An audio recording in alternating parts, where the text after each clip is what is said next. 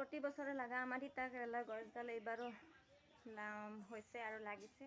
তো মই আজি প্ৰথমবাৰৰ বাবে ছিঙিম আপোনালোকৰ সৈতে, আপোনালোকক দেখুৱাম। আৰু প্ৰথম ছিঙি ল'বলৈ এনেকৈ বাচন ল'ব লাগে, তেতিয়াহ'লে বেছিকৈ লাগে। তো এতিয়া বলক ফালে যাব লাগিব, পাকঘৰৰ পিছফালে এইফালে এপেনে আছে।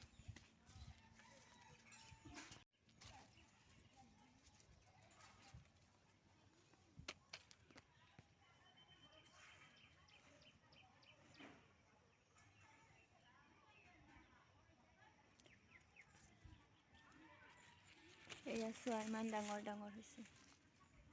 তো এতিয়া মই ছিঙিম।